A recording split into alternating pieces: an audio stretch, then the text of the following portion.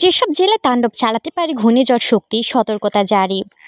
বঙ্গোপসাগরে গভীর থেকে ধেয়ে আসছে নতুন প্রাকৃতিক বিপর্যয় ঘূর্ণিঝড় শক্তি। মে মাসের শেষ দিকে বাংলাদেশ ও ভারতের উপকূলে এই ঘূর্ণিঝড় আঘাত হানতে পারে বলে আশঙ্কা করেছে আবহাওয়াবিদরা।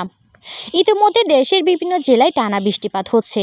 বাংলাদেশের আবহাওয়া অধিদপ্তরের এক পূর্বাভাসে চট্টগ্রাম, কক্সবাজার, মংলা, পায়রা সমুদ্র বন্দরসমূহকে ৩ নম্বর স্থানীয় সতর্ক সংকেত দেখিয়ে যেতে বলা হয়েছে। পূর্বাভাসে আরও বলা হয়েছে, উত্তর বঙ্গোপসাগর ও তৎসংলগ্ন এলাকায় গভীর সঞ্চালনশীল মেঘমালা সৃষ্টি হচ্ছে। সাতক্ষীরা বিশ্ববিদ্যালয়ের আবহাওয়া গবেষক মোস্তফা কামাল পলাশ জানিয়েছেন, ইউরোপীয় ও আমেরিকান পূর্বাভাস মডেল অনুসারে ২৭ বা ২৮ মে ভারতে এডিশা ও পশ্চিমবঙ্গ উপকূলে একটি লঘুচাপ বা নিম্নচাপ সৃষ্টি হতে পারে।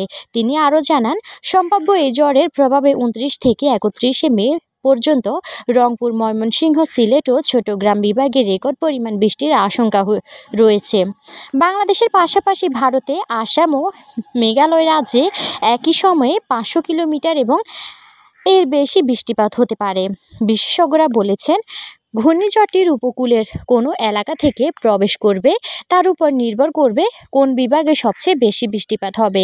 খুলনা দিয়ে প্রবেশ করলে ময়মনসিংহ ও রংপুর সবচেয়ে বেশি ঝুঁকির মুখে পড়বে, আর বরিশাল বা চট্টগ্রাম দিয়ে প্রবেশ করলে সবচেয়ে বেশি ঝুঁকিতে থাকবে চট্টগ্রাম ও সিলেট।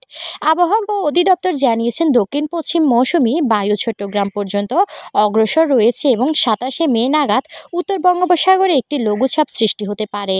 একই সময় আরব সাগরীয় মন্থা নামে আরেকটি ঘূর্ণিঝড় সৃষ্টির আশঙ্কা রয়েছে। ইতিমধ্যে সরকার ও বিভিন্ন মানবিক সংস্থা প্রস্তুতি নেওয়া শুরু করেছে।